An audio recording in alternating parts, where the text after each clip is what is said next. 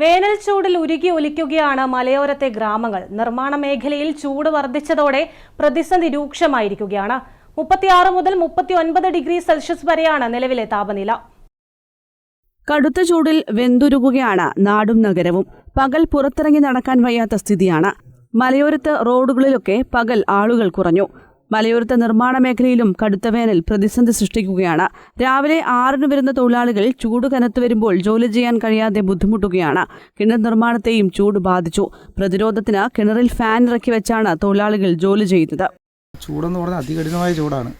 പിന്നെ ഞങ്ങൾ രാവിലെ ഇറങ്ങുന്നവരായതുകൊണ്ട് കുറച്ച് ഭേദമുണ്ട്. കാരണം രാവിലെ ഞങ്ങൾ 6 മണിക്ക് ഇറങ്ങി ഒരു 12 ആകുമ്പോഴത്തേക്ക് നിർത്തും ചൂട് നോക്കിയിട്ട്.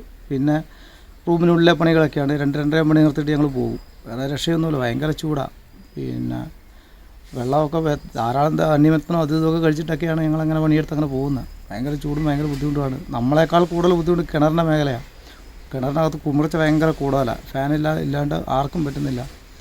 റോഡിൽ നിന്നുള്ള ചൂടും എല്ലാം കൂടെ ആയിട്ട് ഭയങ്കര ബുദ്ധിമുട്ട് തന്നെയാണ്. ഒരു മഴയൊക്കെ പെയ്താലേ ഇതൊക്കെ ഒരു മാറ്റം വരുള്ളൂ എന്നാണ് തോന്നുന്നത്. എന്നാ ചെയ്യുക, നമ്മുടെ ഈ മേഖലയെല്ലാം ഇങ്ങനെ തന്നെ. അതുപോലെ തന്നെ നിർമ്മാണ മേഖലയിൽ പിന്നെ സാധനങ്ങളും എല്ലാം കിട്ടാത്തൊരു മേഖലയുണ്ട്. പിന്നെ പണിയെടുക്കാണ്ട് നമ്മളെപ്പോലുള്ളവർക്ക് ജീവിക്കാനും പറ്റിയല്ലോ, അതല്ല സാഹചര്യം. മലയോരത്ത് പലയിടത്തും നാടൻ പണികൾക്ക് ചൂട് കാരണം തൊഴിലാളികളെ കിട്ടാനില്ല.